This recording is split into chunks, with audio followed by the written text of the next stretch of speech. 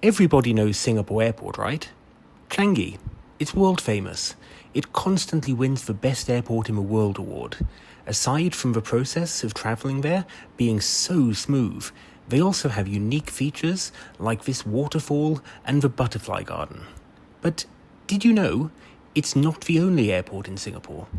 Singapore actually has a second airport that handles a grand total of 4 flights per day.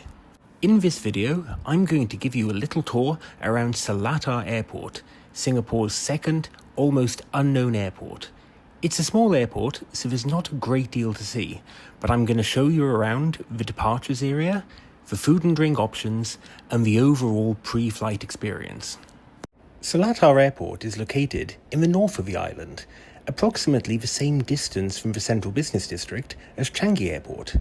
One difference, however, is that unlike Changi, Selatar does not have any MRT train connecting to it, which means if you want to fly from there, pretty much the only option is to take a car.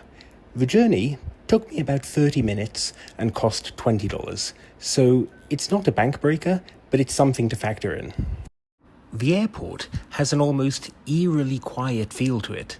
As I mentioned earlier, it handles a grand total of 4 flights all day, so it would be an understatement to say it never got crowded. When you walk into the airport, you are greeted with effectively one large room, a check-in desk on the side, and food and drink on the right. There are no business or first-class lounges in this airport. What you're seeing here is effectively it pre-departures. So if you want to eat, you have one option, the Selatar Express, which serves a mixture of local dishes with a Malay influence. I've got to say though, the food here was reasonably priced and tasty. Hey, if you're enjoying the video, please subscribe.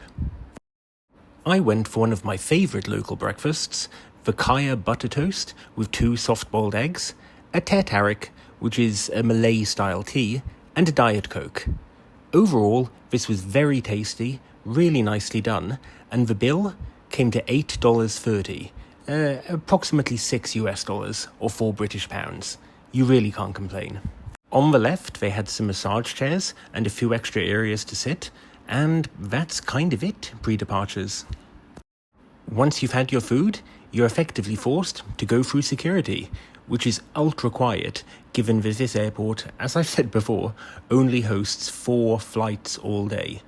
I still can't wrap my head around how this entire airport operation is surviving for 4 flights, all to Sabang in Malaysia, approximately a 40-minute hop.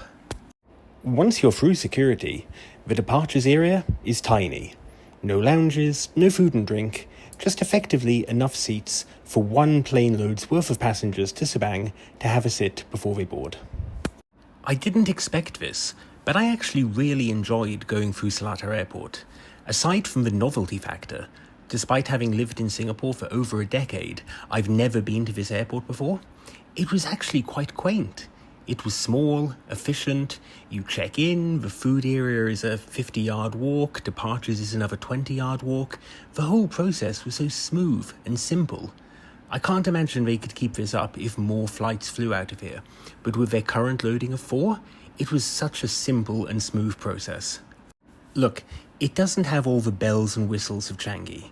You're not going to get a butterfly garden, you're not going to get a cinema, you're not going to get 100 food and drink options. So I wouldn't necessarily recommend flying from here all the time, but for the odd occasion, it's quite fun.